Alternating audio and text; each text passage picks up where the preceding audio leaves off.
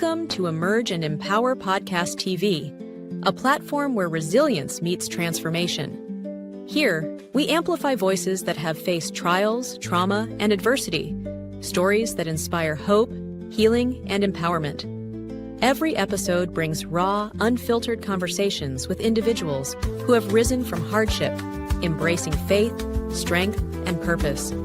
Join us as we break the silence, uplift one another, and emerge stronger together. New episodes air Wednesdays at 6 p.m. English and Saturdays at 6 p.m. with select Saturdays in Creole for our Haitian audience.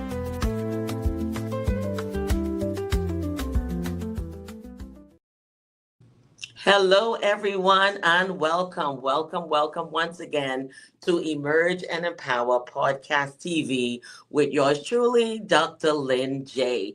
Now, we have individuals that come on every week, as you know, and they're here to tell their story of their emergence. And it is an incredible path to healing, and it is so fulfilling when we find individuals that come on and have turned their pain into purpose and their test into testimony. Today is no different, but as you know what, every story is different because the experience is different. The journey may seem similar, but they're not all the same.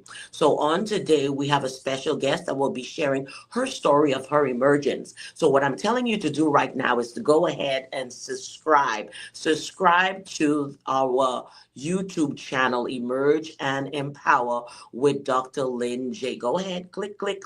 Go ahead and subscribe. I'm waiting on you. We're not moving forward until you subscribe and also share, because sharing is caring, all right? Sharing is caring, and you're bringing healing to individuals as they come on to the set. So I'm waiting on you to go ahead and do that. Subscribe.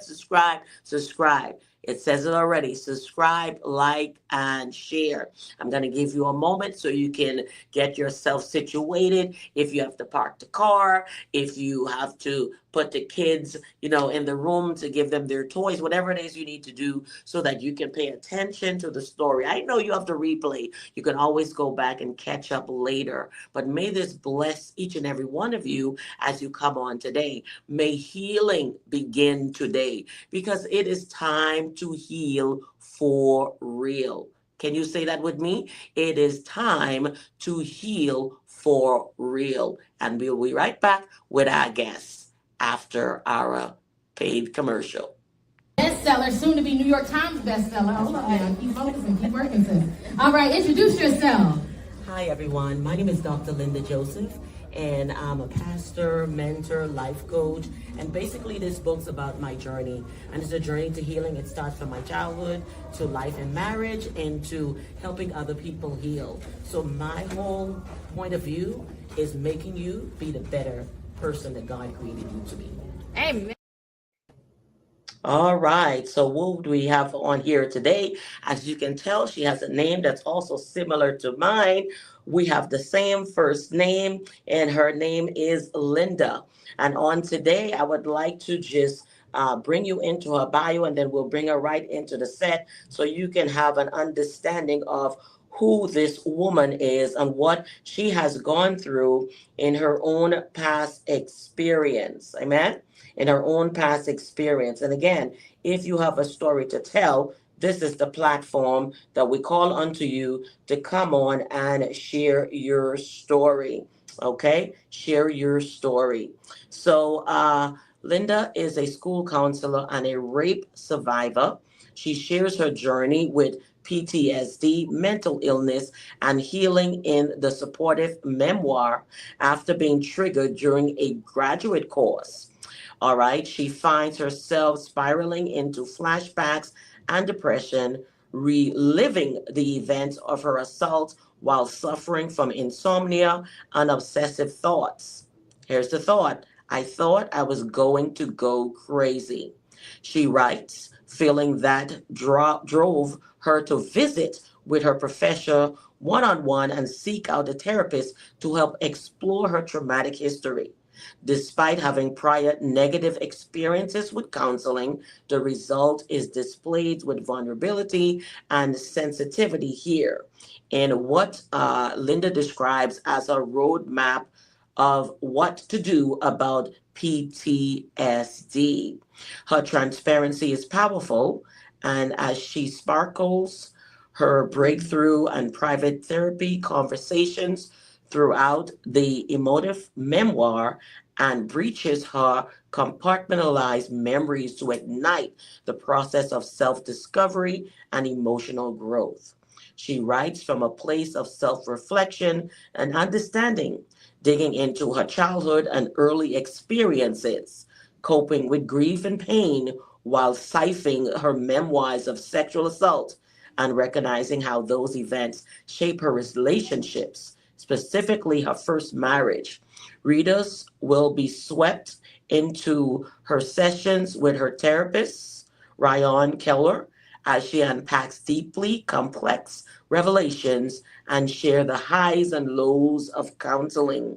Steadily compassionate towards those who have suffered sexual abuse, Linda urges readers to learn from her repressed emotions and seek support, discussing how to find the right therapist, recognize the lingering effects of trauma, and more her firsthand account in inspiring as the journal entries.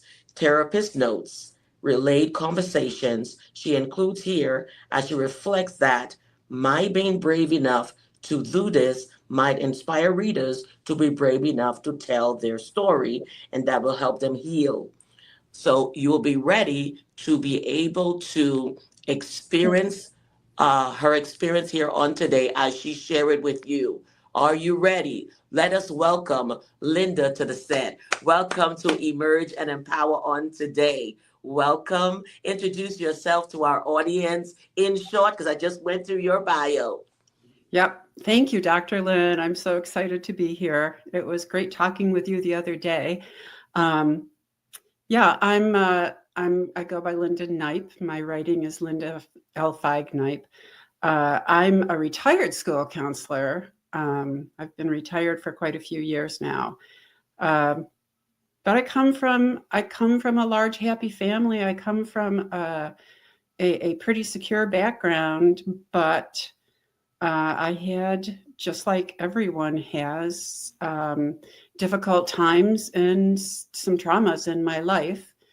And I got to a point when I was just about 40. I was in my first counseling graduate class, and it triggered a lot of things that I had buried. And that's what starts the book.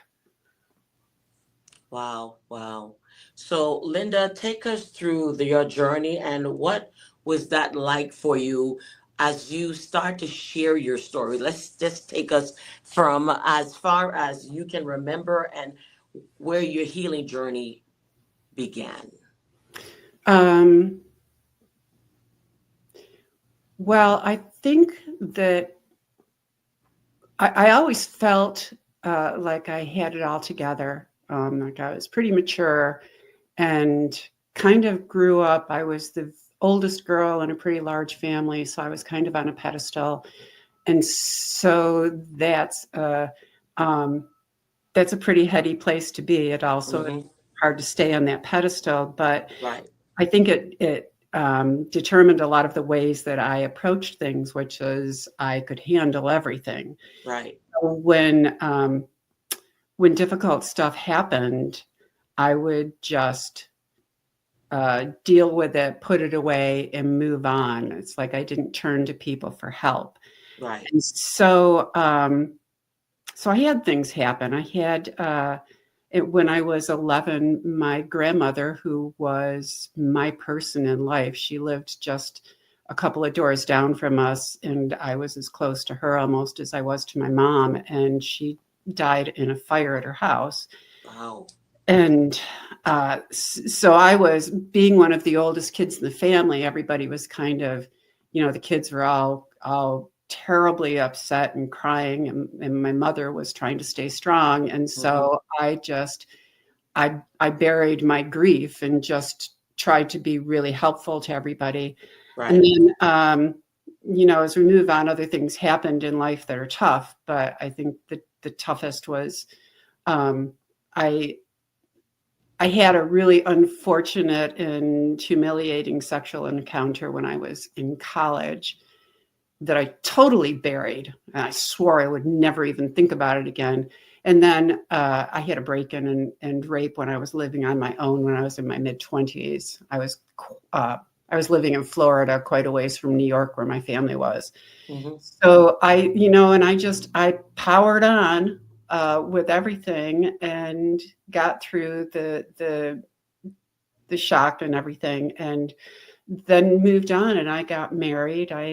We had 3 little boys, and as they started to get school age, I went back to a graduate program in counselor education. I was already working on a grant in the counseling department at the high school. Okay. So I went back to get my graduate degree. And at the end of the first class, we were talking about therapy. And I asked if there was ever a time when you feel worse in therapy before you feel better. And I was thinking back to an unfortunate encounter I had with a therapist very soon after the rape. And the professor got very quiet and he said, well, one of the times where it will be worse is when you have a rape in your history and you didn't deal with it. And then you start dealing with it in therapy, and it will be harder before it gets better. Right. Mm-hmm. And so I'm sitting in a circle of about a dozen students. It was a summer class. Mm-hmm. And I felt like someone had just thrown something at my face. And I all I could think was I wanted to blink really fast. And I kept thinking, don't blink, or they'll all know that something happened.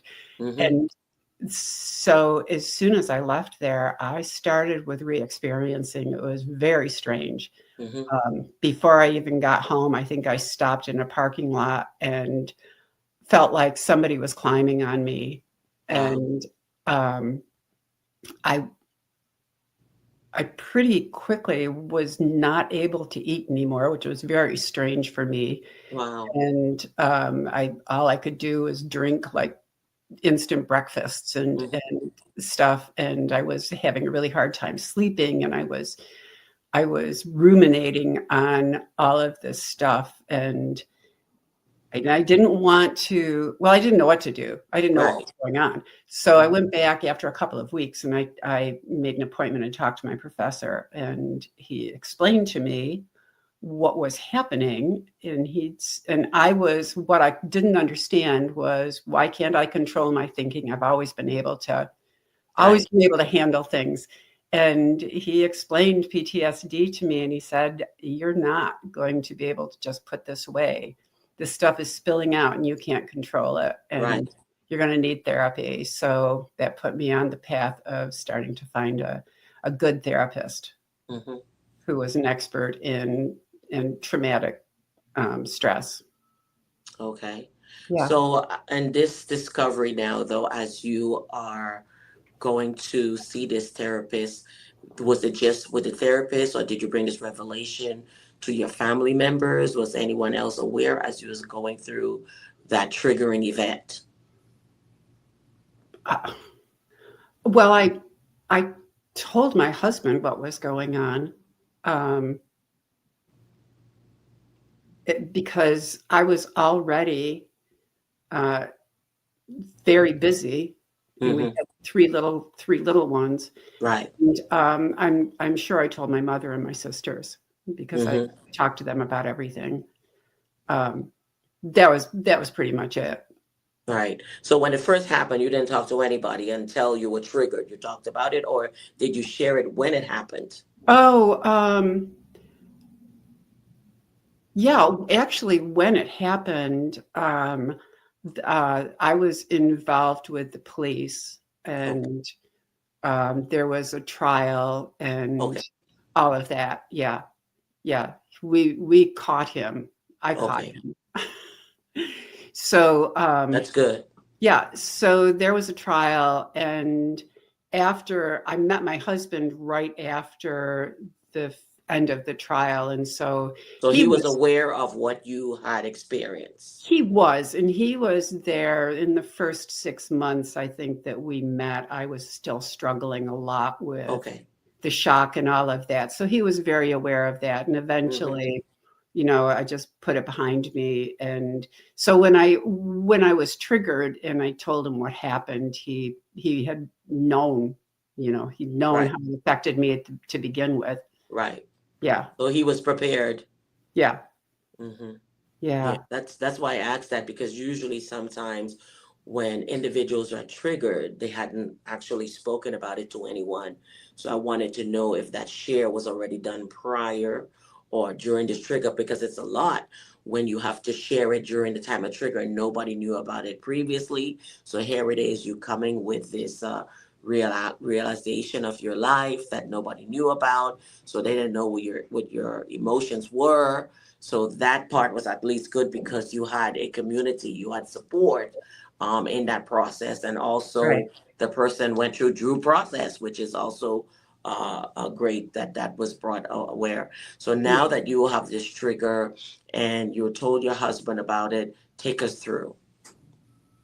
Um, it was before you could really research things on internet. So I was using phone books to Okay. find therapists within my vicinity had that had PTSD and sexual trauma expertise. Mm-hmm. So I talked to several of them, and kind of I reached out, and people called me back, and we had phone conversations. And my therapist, Ryan, we talked for a bit, and then he suggested that I come in to an appointment and Mm-hmm. we talk and make a decision after that. Mm-hmm. And as I've described in the book about seeking therapy, pretty quickly when you're talking to the right person, you feel that connection, you feel like you're talking about the right thing. So that's how Mm-hmm. I felt with him. Yeah. Okay. So that journey continued. So we're just going to keep going through your steps. I Yeah. know sometimes we don't go in chronological order, but as you've gone through this first experience in the therapy, what was the process of the therapy for you? Did you find it effective? Um, yeah. So therapy for post-traumatic stress, um, generally well, the most the most used and effective therapy is cognitive behavioral therapy, also cognitive processing therapy. It's all about processing Right, those things in your mind that you didn't process before. right. So let me explain a little bit about traumatic Sure, go memory ahead. and PTSD. Um, so a lot of people have trauma, and what happens is we have sensations, that are very uncomfortable, things that our body does and our brain controls when something bad is happening, and it's designed to protect us. So things may happen like um, your breathing increases, you start breathing faster, your heart starts pumping more quickly, your eyes dilate. Those are all things that our brain has us doing to protect us, to get us ready for um, uh, breathing faster and heart pumping faster to oxygenate our Oxygen. muscles so that we can respond with either fighting or fleeing. And the same with our Right. eyes, our pupils dilating to be able to see things better. So those are all things that we do to protect ourselves. Mm-hmm. Um, they can be, sensations can be kind of uncomfortable. And when all of that is done, when all of the scary situation is over, Mm-hmm. a lot of times, most of the time, you put a story to it. You talk about it. You talk about it in your head. You talk about it with other people. You Right. put a narrative to what happened, and to all of those sensations that you were feeling, and you store them in memory where you can pull them up at will. If you want to pull them up again, you can. Otherwise, they stay there, because it's what I read in a paper when I was researching it at first, when it first happened, is it's biology and biography put together and put in your mind. And the biology are the sensations and feelings you have. The biography is the story about it. And you put those together and it's stored. With trauma that you don't deal with, you kind of just shove it away. Like when I clean my house, when I have guests coming really quickly, and there's stuff I don't know what to do with, but I've got to get it out of sight. And so I shove it in a closet, and there it sits, and I forget about it until it happens again, and I shove more stuff in. And pretty soon, or over the years, the closet gets fuller and fuller until you hit a point where you can't shove anything else in.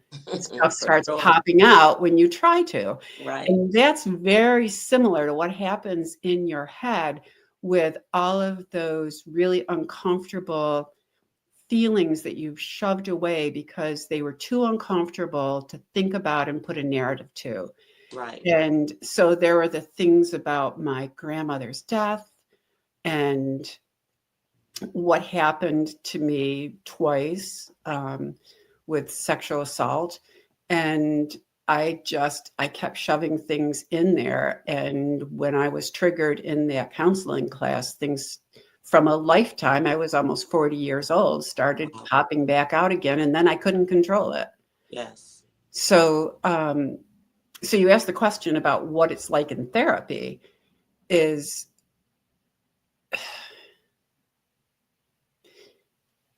for good therapists for PTSD or sexual trauma kind of therapy are not going to direct your therapy. It's really important that the client or the patient feel like they're in control of what they want to talk about, because it's really important to feel safe. And a lot of times when people are bringing up stuff that you're not ready to talk about, that's not safe. So I was in charge of deciding what I was going to talk about, which could be really difficult because I was very busy hiding things. My marriage was struggling, and I didn't want to talk about that. I refused. When I went into therapy, I said to myself, I'm never going to talk about that dating situation that I'm so humiliated about. So it was hard to bring up subjects sometimes to talk about, because when I would go into therapy, I didn't always feel like stuff about the rape was in the front of my mind, stuff that I wanted to talk about. So eventually, over time, I would just talk about what was going on in my life with my children, in my marriage, with work. And it would get around to how that related to how I was struggling with the post-traumatic stress disorder and what was behind those struggles. And so we would get around to talking about it, but it was just in a way that I was in control, and my therapist would just be able to help me talk about things in a way that I didn't feel like I was being led into anything that I wasn't ready for. So it is a slow process, especially because I had so many challenges going on at the time. Yeah, you asked a little bit about what it was like talking in therapy, and the kind of prevalent therapies that are effective are cognitive behavioral and cognitive processing. There are also other kinds of therapy. They do play therapy for children, and you're probably familiar with the PTSD book that is out there really describing things. The Body Keeps the Score by Dr. Right. Vandercook. And he talks about theater therapy, which is very much like play therapy. Mm-hmm. But those things can be effective, but they're not easy to access. Right. Cognitive behavioral therapy and cognitive processing therapy are effective therapies that that counselors and therapists are trained in and that you can access. Mm-hmm. It's putting a story. So the part of it, the cognitive and behavior, is putting a story to what you're experiencing and Mm-hmm. how you're handling that, so that those memories can be stored appropriately. Mm-hmm. Mm-hmm. It takes a long time, because as you talk about things and you get new perspective, more stuff comes up. I didn't remember everything Right. right It away. gradually comes up. Yeah. So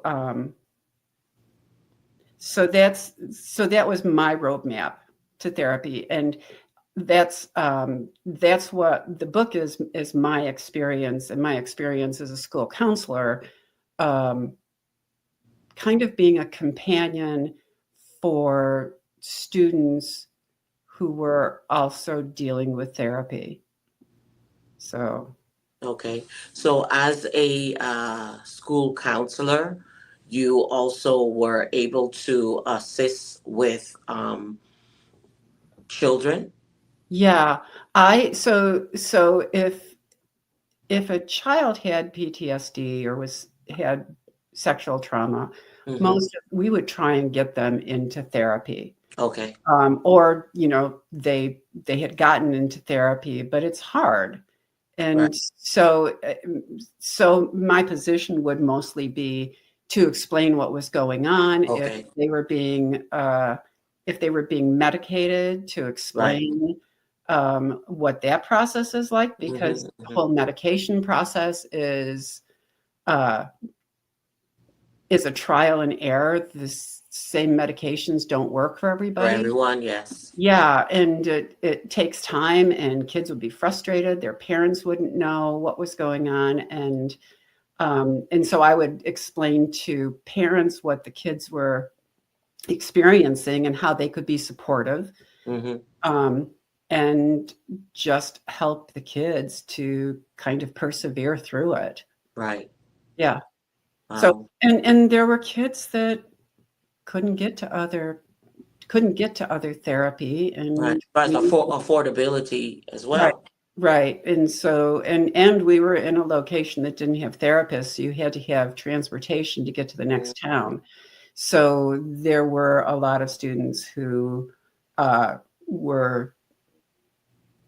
had experienced trauma through their lives, that it was just the counselors. We did a lot of personal counseling. Personal And counseling. yeah. Mm-hmm. Well, I Yeah. mean, it's a start and it helps because they have someone to talk to as well. Because the first key factor I feel is to talk about it, to be open about it. Because when you keep it all bottled up inside, that has, you have to find some place to put that, because you can go, like you said, you go through life or you go through the experience and you tend to want to put it aside, don't want to deal with, okay, that's done. And then you're triggered, like for me, I was older. This happened when I was a kid, but here I am. I have my kids. I have my life. I'm good. Like everything's going fine. But I never addressed it. Everybody knew about it, and there were things that they did not know. And so I was 35 years old when I was triggered. Here it is, me going back to being 6 Right. years old. Right. Okay. So, Right. and I Yeah. have to learn. It was almost 20 years for me. Wow. Yeah.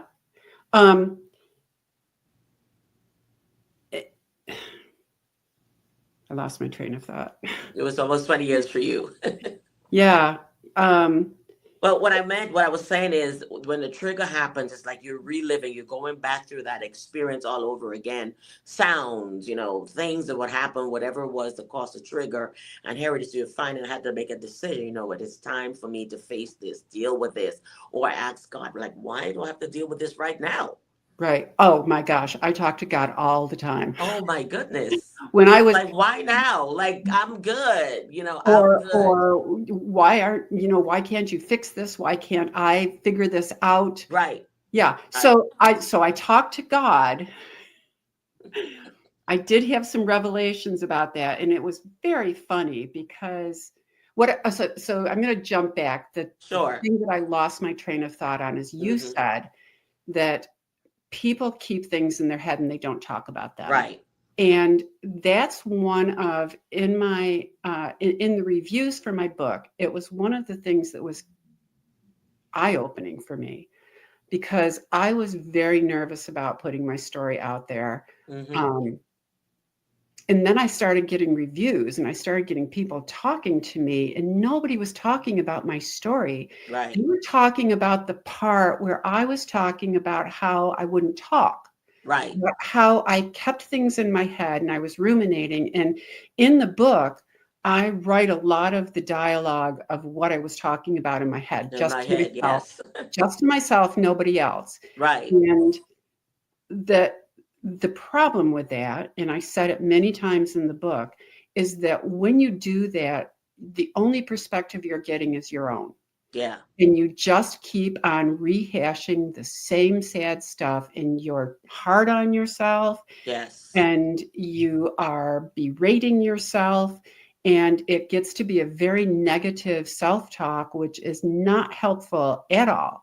Right. And when I talk about that in author talks, or when people have read that stuff in the book, they're all in author talks.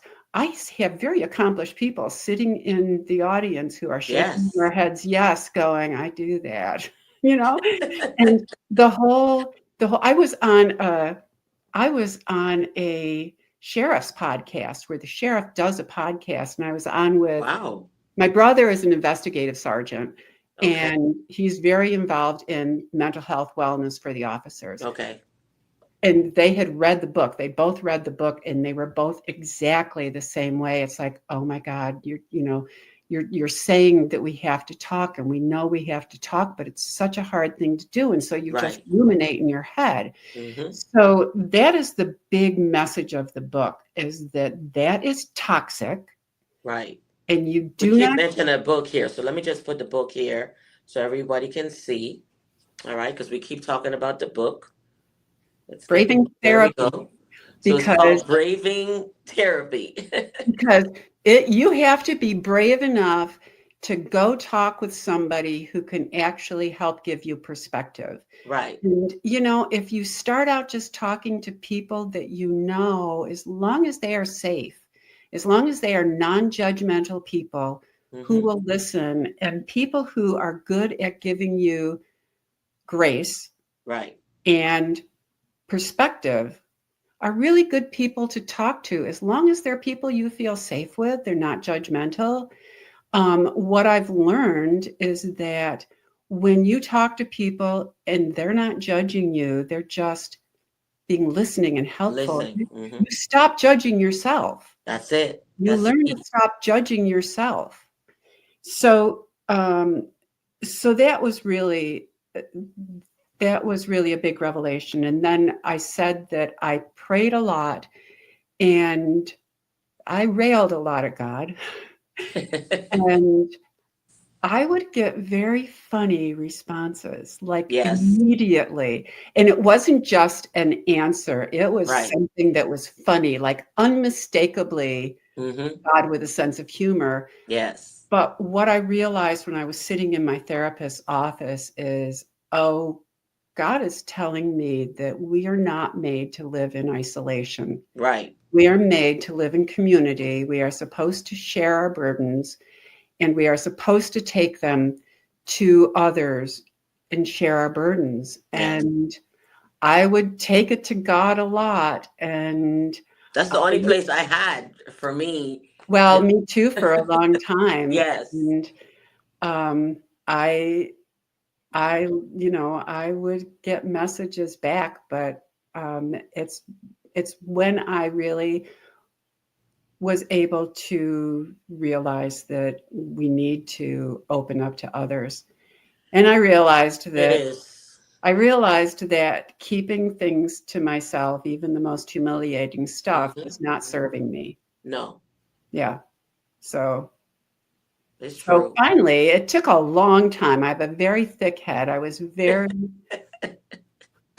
I was very afraid of what might have to change if I talked about things. I Right. did not want to talk about my marriage because I was so afraid that if we really started talking about it, that I would have to face the fact that Hmm. it wasn't healthy for any of us in that marriage. Right. And ultimately, that's where I came to Hmm. after 4 or 5 years, four Wow. years of therapy, and my therapist finally said, "Do you want to be still talking about this 10 years down the road?" Right. And it was like you know, it wasn't healthy for my boys. So we You had a spent much 4 years talking about it. well, couple years not talking about it, but Oh, no. But I mean, by the time not talking, and then when you came into the journey of talking about it, she's questioning you if you want to spend the next yeah, 10 years talking about it. yeah. If I want to still be in that same space, and I knew that I had to make decisions, um, and also, I mean, really, one of the last things was talking about the humiliating dating experience that I had because I blamed myself Wow. a lot for the sexual encounter that I had, and I had never identified it as a rape, which I think happens to a lot of women. Yeah. It was a college situation that happens a lot to college young women, and you feel guilty and responsible and all of those things, and you don't label it what it is. Right. And one of the things that I did say in the book after I finally talked about it, and I said I never wanted to write this chapter. I was going to skip it, and I Hmm. realized that if the book was going to be authentic, that I had to talk about it because You do have to be authentic. that's the experience that so many women have. And what I ended up saying after talking about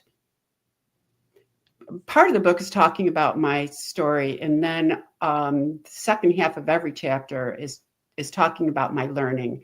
And a Okay. lot of it was what I was thinking in my head and where I Hmm. was going and how I was changing Hmm. and how I was healing. But when I finally talked about that, it was like I never wanted to write this chapter. I was not going to talk about this in therapy. It took a Hmm. long time for me to. My therapist didn't know what the heck had happened to me because I just wouldn't talk about it. Wow. And I finally realized that I was not going to heal unless I, Had bit the to. bullet. Yeah. And so I revealed what happened in the book, but then I talked about how we raise our children talking about sexual stuff. Right. We don't educate them. As a school counselor, I would talk to kids who were involved in sexual activity, Hmm. and they would not talk about it. They wouldn't talk about what they were doing. They would say, I can't talk about it. It's too embarrassing. It's like, Right. you're doing it, Right. you know? And um, I just realized that kids would joke about it. They would be really crass about it, and they Hmm. would make fun and all sorts of things, but nobody talks about it in a really vulnerable way, Right. and boys either. And so guys are very confused about how to handle things. But what I ultimately said is no matter who was to blame, if you feel like you were raped, Right. you need to deal with it. Yes. Because if you feel like you were raped and you have to address it. Hmm. So that was It's that was true. my big message. Well, I mean, look at it. As adults, it take you years to address it. As a kid or even as a teen, nobody really want to talk about it. You don't want to get that type of attention. So as a result, nah, I don't want to talk about it. And before you know it, you're in your early 20s, your 30s, and all of this. I've had someone that I spoke to, she was 60. Another person was 80 when they finally really confronted it, and that's when they realized their true healing had begun. So they were going through life just existing and not living, never talked about it. And then this weight came off once they voiced it. They once they talk about it, when they sat down, you know what, I'm gonna deal with this today and I'm gonna tell my truth. All Yeah, right. So telling your truth is important. That's your story. And you're not responsible for what somebody else did to you, what the perpetrator did. They were wrong. It was not your fault. And exactly. stop blaming and shaming and all of the things that comes in your head as to why you don't want to talk about it, why you don't want to share. I'm in a good place right now. I don't want to deal with this. There's so many different reasons. Not right now. I just met someone. There's always something that's causing you to say, you know what, I don't want to talk about this right now. But Right. it's actually a lot that you're doing is stemming from that hurt place, even though you're not talking about it, but you're still reacting from it. There are still things going on. Well, you work really hard to keep control of everything. Mm-hmm. You want to keep control of other people. You want to keep control of how they respond to things. Right. Still find, um, I still find that and it doesn't happen often, but in really uncomfortable exchanges, that I will get that deer in the headlights, freeze kind of trying to flee Mm-hmm. response to things. And I I've been living my life so my therapy was 20 years ago. Okay. And my husband and I split up. We've had we had a much healthier and happier family, just doing things without living together. Okay. And we eventually both found people that were perfect for us. Okay. And he's in a wonderful marriage. I had a wonderful marriage until my husband passed away 4 years ago. Sorry for your loss. Thank you. My husband was such a big part of really finishing my healing, of accepting myself and not beating myself up about stuff. And he would just listen non-judgmentally and have very practical takes on anything that I talked about. And I really learned to talk and to not judge myself and Right. to reach out to other people. But recently, I think because life has gotten away from me, it's just super busy for me. Mm-hmm.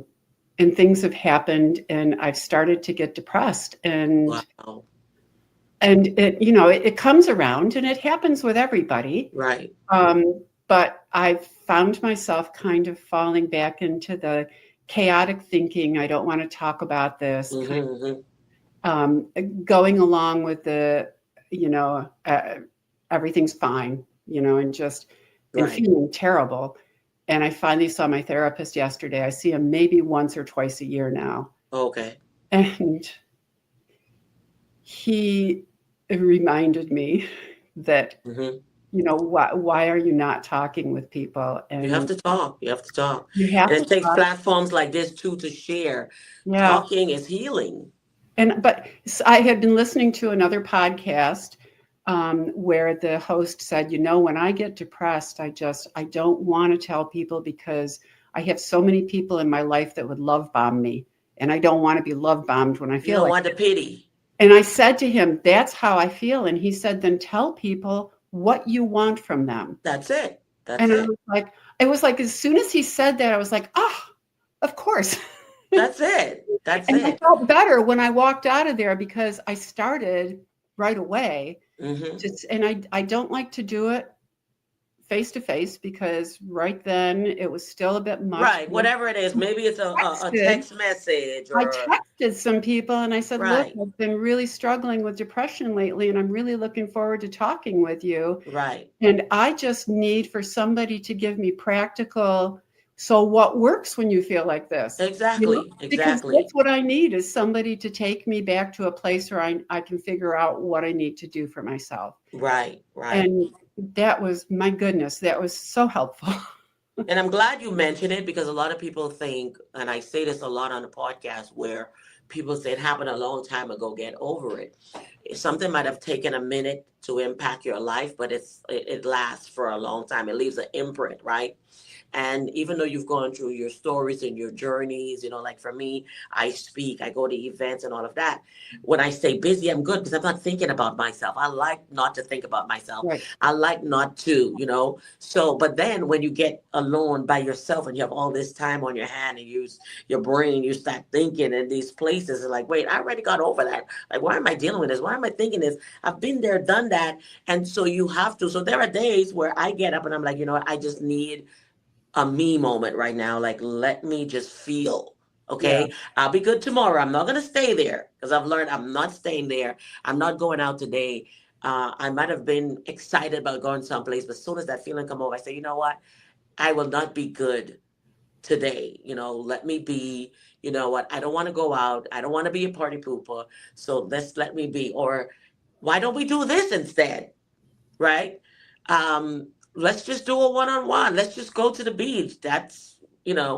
And so I ask what I want, Yeah. and if the person is not available, I tell myself, you could do this by yourself. You can have lunch by yourself. You can go to the movies by yourself. And I like me. I mean, I was raised with 6 children. My mom had 6 of us. I have 6 children. So it's always never a dull moment in my house, Right. but I like my quiet time. Yeah. Right. Yeah. And when that happens, I regroup. I Yeah. pray. I do my fast. Like right now, I want to fast, helping other individuals do it. But it's also refreshing me, right? Because when we start thinking and feeling, and some thought came to you and you're like, oh my God, I'm really feeling down right now or whatnot, but you don't say anything and you hold it there. And next thing you know, the week has gone and you're still in that place. You're smiling, you're doing everything, but you're still not okay, Right. right? Until you address that. And so I would text, hey, I'm just gonna vent right here, and da da da da da da, and I write a lot, so it's got a long. I say, you don't have to respond, just allow me to say what I'm saying, Yeah. and that works. Yeah. Yeah. That works. So that's basically what your therapist was saying. Talk about them, tell them what you want. Yeah. Yeah. It's always a work in progress, and it is with everybody, but hiding it is toxic. Yes, yes. Silence is a killer, guys. It really Yeah. is. It destroys. Yeah. So it's important to do so. So, Linda, like I said, I think you're the first Linda on the set. So thank you. And they don't call children Linda anymore. So we can only go back maybe 50 years. I don't think 40 or 30 years. There's no more Lindas. If there's a Linda, they're, up Yeah. there in age. It'll come back around. It's beautiful. It's beautiful. I don't think it could ever get old. Let's get into the word of encouragement. What would you say to an individual watching right now, probably who hasn't said anything? What would your advice be to that person who has not confronted their truth? Well, I think that writing helps. Writing helps a lot. I journaled a lot, and it was the first place that I was able to be honest with how I was feeling and what was going on. And I am a person, I do not like to talk about other people. If Mhm. people are giving me a hard time, or I feel like somebody's come up short or been unfair or anything, I don't like to Mhm. go and tell other people, but I could write it. And I could write how it affected me, and I could write all the bad words that I was really running through my head, Right.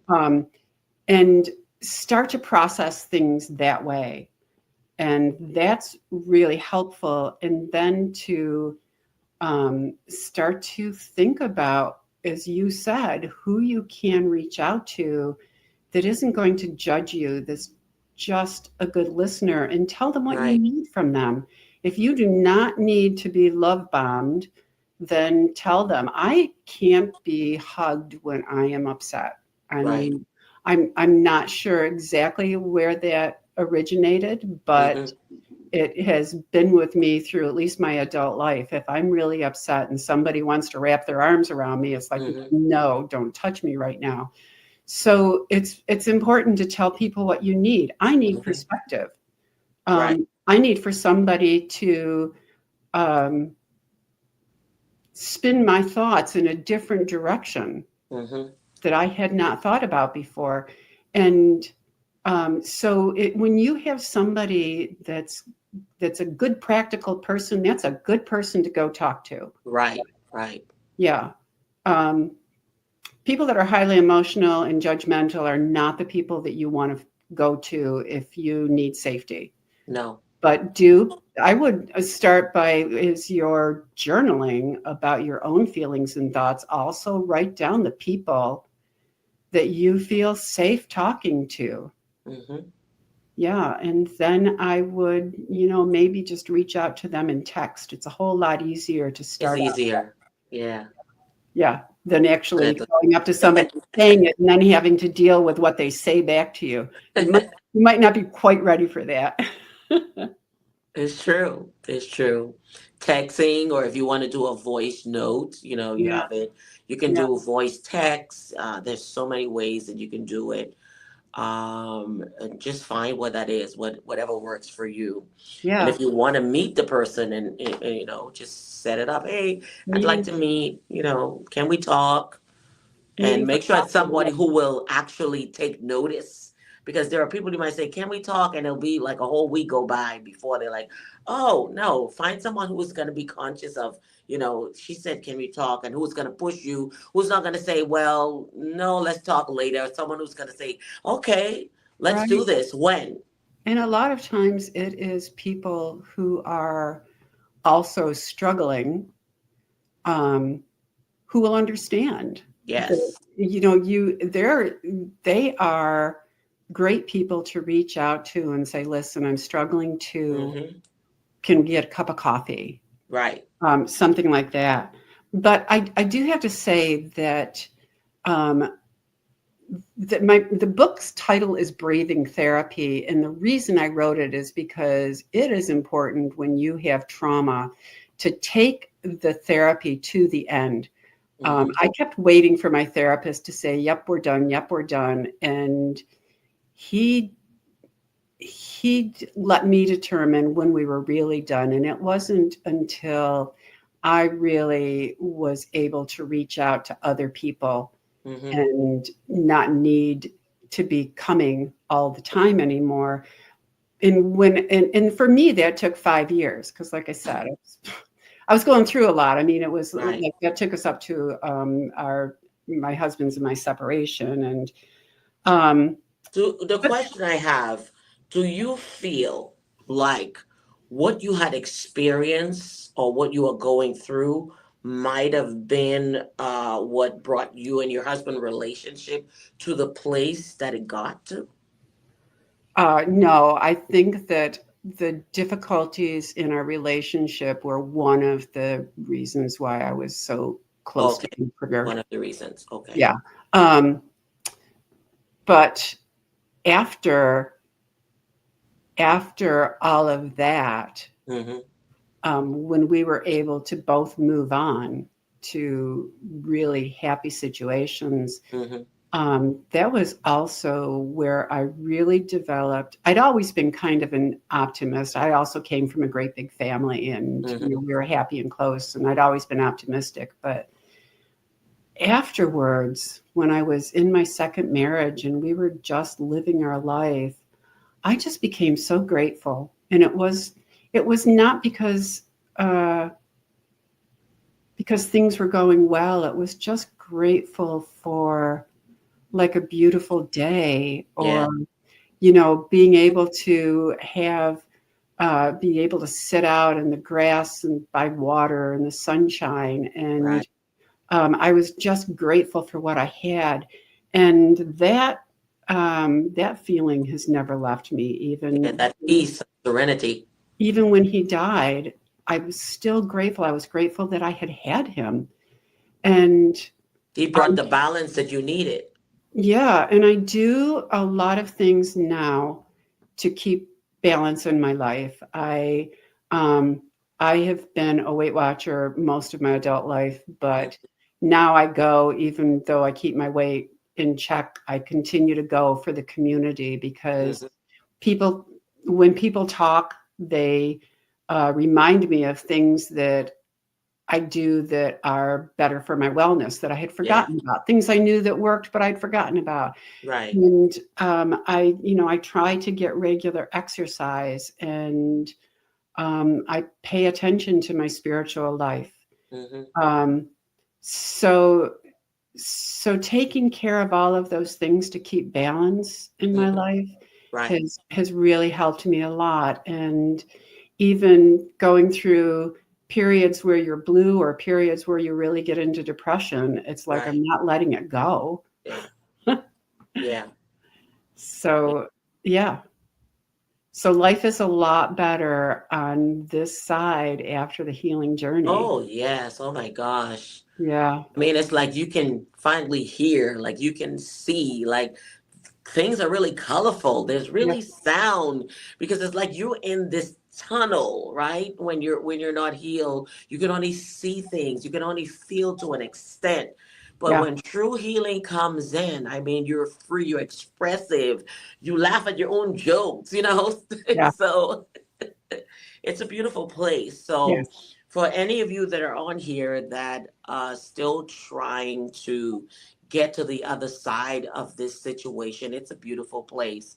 All right. And no, we don't have to wait until we're dead and gone because listen, we have to supposed to start having some paradise here on earth. I do not believe that we have to go through all these pains and sufferings here and to wait until after we're gone to enjoy. No, it's time to have freedom here, laughter here, wear the colors you love, sing, get into your hobbies, get your confidence back because confidence is priceless. All right. Get all of that now. Okay. Let your latter years be your best years. But you have to invest in you. That's the only way that's going to happen. You have to want it bad enough. Okay. You have to want to taste for it. Like when you crave something that you like, you need to crave healing. You know, you have to crave that I want to be better. I want to be well. I want to be jovial. All right. Instead of constantly, you know what, repeating that same cycle in your mind, you know what, you're walking, but you're not free. All right. So truly be free and allow freedom to come.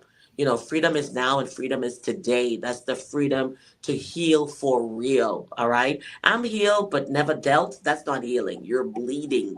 All right. And we know what happens when you keep bleeding out. Eventually, you're going to die out because that's only, if you keep bleeding, hello, that's it. But no, live. There's a lot to live for. And you know why? You are that important.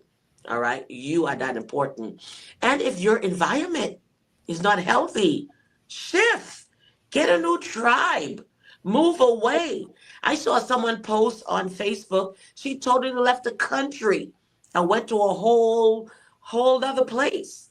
And she's happy. So you have to get away from. And a lot of these countries, I'm telling you, the US dollar, even though that's declining, what you have, you can survive on outside because you don't need to spend all of that. So find what makes you happy. Get your bucket list together. Unfortunately, when people are addressing their bucket list, it's because they only have a short period of time to live. So they try to get certain things done. No, start living now. Do it while you have the breath, while you have the health. All right. Get your bucket list together. The things that you always wanted to do them, redo them. Who cares how many times you revisited something on your bucket list? But you'll be so happy and you go to sleep peacefully. Because, you know, even in your sleep, I don't know, a lot of people don't mention this. You can't even sleep well. Your mind is tormented, even in your sleep. You know what? You're thinking something's going to happen, even in your sleep. people who won't take naps because you think something's going to happen. We have to truly heal.